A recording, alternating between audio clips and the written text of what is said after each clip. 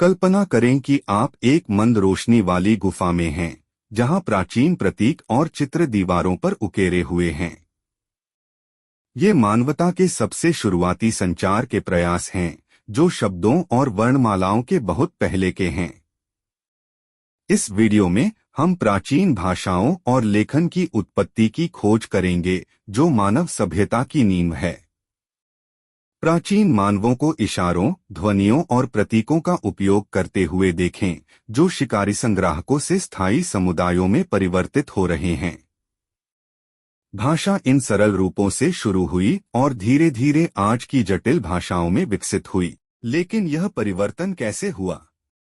अब एक प्राचीन मेसोपोटामिया के लेखक की कल्पना करें, जो मिट्टी की पट्टी पर क्यूनिफॉर्म उकेर रहा है।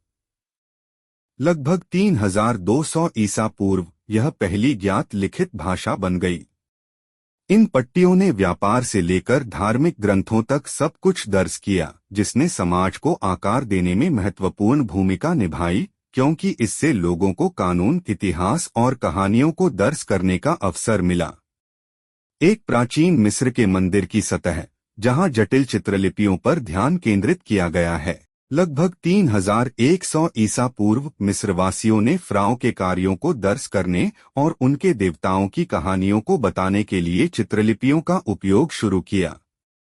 चित्रलिपि केवल एक लेखन प्रणाली नहीं थी, यह कला और संचार का एक संयोजन था, जहां प्रत्येक प्रतीक का गहरा महत्व था। सिंधु घाटी सभ्यता लगभग 2600 ईसा पूर्व ने एक लिपि विकसित की जो आज तक अनसुलझी है। 400 से अधिक अनूठे प्रतीकों वाली यह लिपि प्राचीन दुनिया के सबसे बड़े रहस्यों में से एक है, जिससे इस उन्नत सभ्यता के बारे में बहुत कुछ अज्ञात है। अब एक समय रेखा देखें, जिसमें लेखन के विकास को चित्रों से लेकर फोनीशियन वर्णमाला तक दिखाया गया है।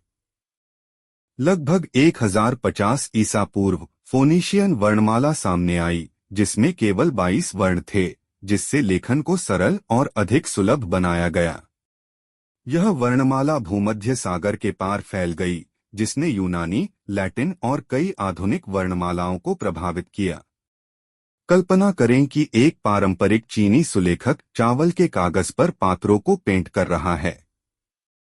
चीनी लिपि लगभग 1200 ईसा पूर्व विकसित हुई। यह चित्रात्मक लोगोग्राफिक है, जहां प्रत्येक पात्र एक शब्द या अवधारणा का प्रतिनिधित्व करता है।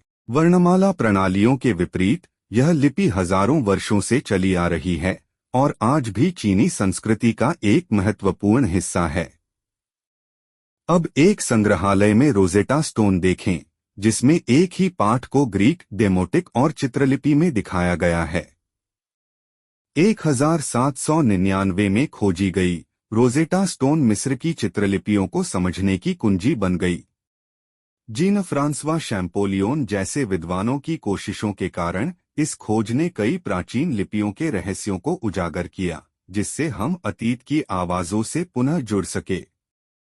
अंत में प्राचीन ग्रंथों का एक दृश्य देखें, जो आधुनिक किताबों, टैबलेट्स और स्मार्टफोन्स में परिवर्तित हो रहे हैं। प्राचीन लेखन प्रणालियों ने आज के संचार के लिए नींव रखी।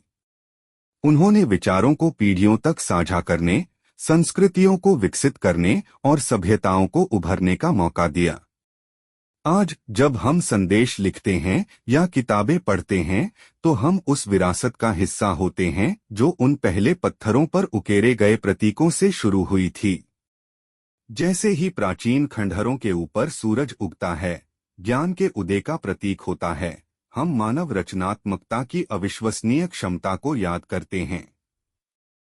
ये शुरुआती लिपियां केवल उपकरण नहीं थीं, वे उस दुनिया की ओर पहले कदम थीं जिसमें हम आज रहते हैं। यदि आपको प्राचीन भाषाओं और लेखन की यह खोज पसंद आई हो, तो कृपया लाइक करें, सब्सक्राइब करें और नीचे टिप्पणी में अपने विचार साझा करें। आप किस प्राचीन सभ्यता को अगली बार एक्सप्लोर करना चाहेंगे?